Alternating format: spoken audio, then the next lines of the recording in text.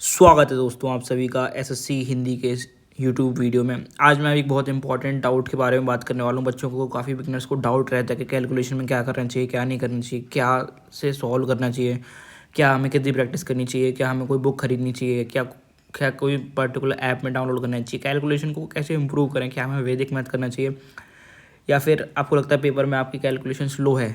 तो इन सब सवालों के जवाब आपको इस यूट्यूब वीडियो में मिल जाएंगे। तो अंत तक देखिएगा इस यूट्यूब वीडियो को, आपको काफ़ी अच्छी क्लैरिटी आ जाएगी कैलकुलेशन का क्या है। तो मतलब मार्केट में क्या है ना, कई लोगों ने हुआ ऐसा बना रखा है, कैलकुलेशन कैलकुलेशन कैलकुलेशन, ये कैलकुलेशन की वीडियो, ये कैलकुलेशन की ट्रिक, ये कैलकुलेशन इंस्पेक्टर चलीसा मैथ है कि ये है फलान ठिकान निकाल रखा है। तो ये सब ना फालतू में इन लोगों ने बना रखा है, इन सब चीज़ों की ज़रूरत नहीं पड़ती। तो आज ही मैंने अपने ग्रुप है, जो हमारा ग्रुप है ना, जिसमें सब बच्चे बहुत अच्छे हैं पढ़ने में, जो 170 180 180 185 नंबर बहुत आराम से स्कोर करते हैं PYQs में, और ऑलिव बोर्ड में भी उनका 99% रहता है। उन सबसे पूछा तो, और मेरा खुद का एक्सपीरियंस भी यही कहता है कि इन सब चीज़ों की आपको कोई ज़रूरत नहीं है। आपकी कैलकुलेशन अपने आप स्ट्रांग हो जाएगी, आप धीरे धीरे करते जाएंगे तो। और फिर भी आपको लगता है कि आपको और स्ट्रॉन्ग करें, तो मैं आपको कुछ चीज़ें ज़रूर बताऊंगा जो आपको हेल्प करेंगी, ठीक है। तो सबसे पहला डाउट ये रहता है आपका कि पेपर छूट जाता है। तो आपको लगता है कि कैलकुलेशन फास्ट करने से आपका पेपर नहीं छूटेगा, तो इसका जवाब है नहीं। कैलकुलेशन का और पेपर छूटने का इतना रिलेशन नहीं है जितना रिलेशन कॉन्सेप्ट्स पर है। आपके कॉन्सेप्ट्स वीक हैं, आपका रिवीजन कम है, इसलिए आपका पेपर छूट रहा है। कैलकुलेशन फास्ट करने से थोड़ा सा ही हेल्प मिलेगा, वो भी बस कैलकुलेटिव क्वेश्चन में, ज़्यादा हेल्प नहीं मिलेगा, ठीक है। और पेपर से छूट जाता है, हड़बड़ाते हैं, हम जल्दी करने की कोशिश करते हैं, जल्दी जल्दी जल्दी जल्दी, और उसमें गलती कर देते हैं। और बुक्स के बारे में बता ही चुका हूँ कि आपको कैलकुलेशन की अलग से कोई बुक वगैरह ख़रीदने की ज़रूरत नहीं है। पर कुछ चीज़ें जो आपको ज़रूर से करनी चाहिए वो है लर्न स्क्वायर अप टू 50 तक स्क्वायर याद होनी चाहिए। क्यूब्स 30 तक नहीं तो कम से कम 20, मतलब 30 तक क्यूब मत याद करिए आप, 23 तक क्यूब जरूर याद कर लिए, 23 से जैसे। पर कुछ इंपॉर्टेंट क्यूब होते हैं, जैसे 25 का एक इम्पॉर्टेंट है, तो 25 का क्यूब याद करिए। 21 का इम्पॉर्टेंट है, 21 का क्यूब याद करिए। तो वो आप जब ना मतलब मॉक वगैरह करेंगे, प्रैक्टिस करेंगे, बुक से प्रैक्टिस करेंगे, तो वो इंपॉर्टेंट कैलकुलेशन आपकी आंखों के सामने बार बार आएगी, तो वो आपको अपने आप याद हो जाएगी, ऑटोमेटिकली याद हो जाएगी। टेबल्स आपको याद होनी चाहिए, 23 तक टेबल बहुत तेज अच्छे से याद होनी चाहिए। आप ऐसे टेबल याद करने जाएंगे जैसे हम बचपन में करते हैं ना, जैसे जैसे 12 10 या 144 ऐसे करके, या फिर 12 13 या 156 ऐसे करके जाएंगे ना, तो फिर इसमें आपका इतना बढ़िया नहीं हो पाएगा। तो आपको अपना रिएक्शन टाइम कम करना है, तो प्रैक्टिस से धीरे धीरे हो जाएगा। तो आप प्रैक्टिस करिए। इंपॉर्टेंट कैलकुलेशन, जैसे मान लिया आपके सामने कोई इंपॉर्टेंट कैलकुलेशन आई, जैसे 13 × 15 आया, तो आप क्या कहिए, पॉज हो जाइए। मतलब जैसे 13 × 15 कितना होता है, 195 होता है ना। तो आप कुछ सेकंड के लिए वहाँ पर रुकिए, उसे उसी को बार बार 10 सेकंड तक देखिए और छोड़ दीजिए ऐसे इंपॉर्टेंट कैलकुलेशन को। तो इससे क्या होगा ना, आपको धीरे धीरे धीरे करके याद हो जाएंगी। जैसे 12 × 16 192 होता है, तो वे आपको ये चीज़ें धीरे धीरे धीरे धीरे करके अपना आप याद हो जाएंगे, दिमाग में सब कॉन्शियस माइंड में बैठती जाएंगी। तो ऐसे करके आप एक्सेल कर सकते हैं। इंपॉर्टेंट परसेंटेज, सारी जो इंपॉर्टेंट परसेंटेज है वो सब याद करिए, 1 से लेकर 20 तक। 21 का भी याद करके रखिए, 25 का, ठीक है। और 1/40 कितना होता है, 2.5 होता है, वो याद रखिए। ये इंपॉर्टेंट सारी परसेंटेज याद करिए, ये इतना काफ़ी है। आप शुरुआत के दिनों में कैलकुलेशन पे ध्यान दे सकते हैं। जब आप अपनी तैयारी कर रहे हैं, मतलब जब आपने नया नया प्रिपरेशन स्टार्ट करा हुआ है, तो आप 15-20 मिनट रोज़ सुबह दे सकते हैं, आधा घंटा भी दे सकते हैं शुरुआत के 1 आध महीने। फिर आपको ज़रूरत होगी कि आपको ज़रूरत नहीं पड़ेगी इतना कैलकुलेशन की, अपने आप तेज़ हो जाती है, कोई टेंशन लेने की बात नहीं है, ठीक है। डेली 10 to 15 मिनट्स आ रहे हैं। RBE मैं बता रहा हूँ, RBE का मेरे पास था एक, मैं दिखाता हूँ आपको।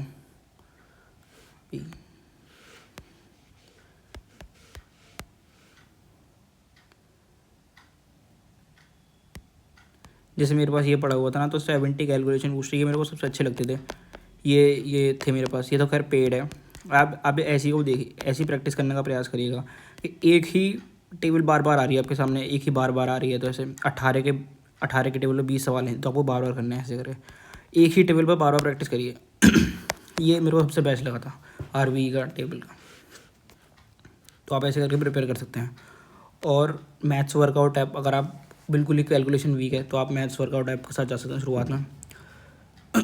धीरे धीरे सही होगी अपने आप को, कोई घबराने की बात नहीं है, बिल्कुल मक्खन माफिक सही होगी, थोड़े दिनों अपने आप ठीक हो जाएगी, बेफिक्र रहिए। हाँ, जैसे कुछ लोग सोचते हैं कि भाई वैदिक मैथ सीख लें, ये सीख लें, वो सीख लें, पर जब प्रेशर बनता है ना, मतलब जब प्रेशर होता है ना तो एग्ज़ाम हॉल में, तो फिर कुछ भी वो आदमी ना ऐसे करता है, देखो फिर वो ऐसे लिखता है 151 × 23, ऐसे ही करता है वो। इसे नॉर्मल लिख के ही करना पड़ता है फिर उसे, ठीक है। ये मैं कर नहीं रहा इसे, खैर करने का कोई मतलब नहीं है।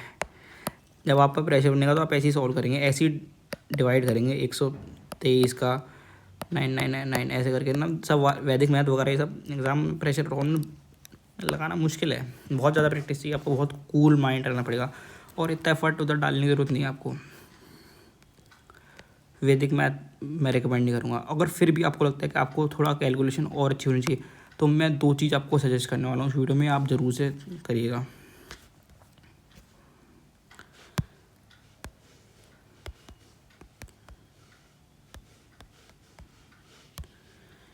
ये एक रैमो सर की कैलकुलेशन मुझे बहुत अच्छी लगती है, मतलब तो मुझसे मैंने एक तो चीज़ सीखी थी, एक तो एडिशन स्किल सीखी थी और एक सब्सट्रैक्शन स्किल सीखी थी। मल्टीप्लिकेशन स्किल वगैरह मुझे ज़रूरत नहीं पड़ती थी। अब पर कुछ चीज़ें सीख सकते हैं, जैसे स्क्वायर रूट निकालना सीख सकते हैं, 25 वाले, 25, 35, 45, 55, 65, ये स्क्वायर रूट निकालने सीख सकते हैं, याद कर सकते हैं। जैसे एक कैलकुलेशन ये होती है A² - B², जैसे ये है ना, तो इसका आप बहुत यूज़ हो जाता है। जैसे जैसे हम लिख लेते हैं 17 × 19, तो इसे और भी कैसे लिख सकते हैं 18 + 1, 18 - 1, 18 - 1 और 18 + 1, तो आप 18 का स्क्वायर -1, ये बहुत तेज़ होता है 323, तो ये बहुत तेज़ होता है, तो आप इसे ना डायरेक्ट लिख पाएंगे कि अच्छा इसका ये होता है।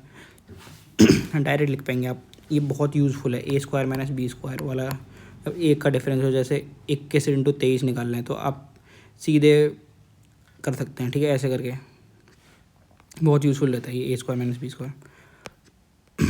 वही मैं ये कह रहा हूँ कि प्रेशर टाइम पर आप सब भूल जाएंगे, आपको बेसिक्स ही करना पड़ता है, तो आप ज़्यादा कैलकुलेशन मत सोचिए, आप धीरे धीरे करके बस याद होती जाएंगी, आपको याद होती जाएंगी, स्पीड बढ़ती जाएगी, यही है। अब RBE वाले ऐप का सहारा ले सकते हैं, ये सब चीज़ें देख सकते हैं, और जो आपको टीचर सर सिखा रहे हैं उनका ले सकते हैं। अगर आप रेमो सर से पढ़ रहे हैं तो फिर तो आपकी मौज है, आपको कैलकुलेशन में वो बहुत चीज़ें सिखा देंगे, और का मैं नहीं कह सकता, ठीक है।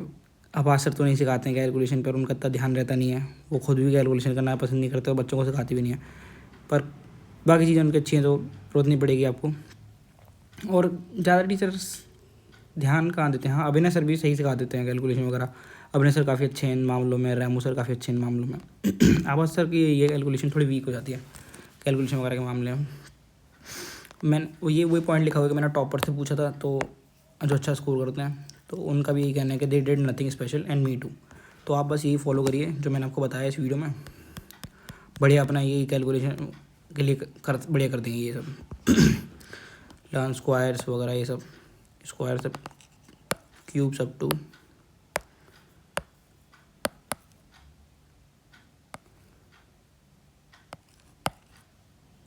टेबल, मानो तो 24 का भी याद हो जाता है, धीरे धीरे करके याद होने लग जाते हैं, जैसे कैलकुलेशन याद होने लगते हैं धीरे धीरे, जैसे 23 9 × 207 होता है, धीरे धीरे याद हो जाएगा। थैंक यू, मुझे उम्मीद है आपको वीडियो पसंद आएगी।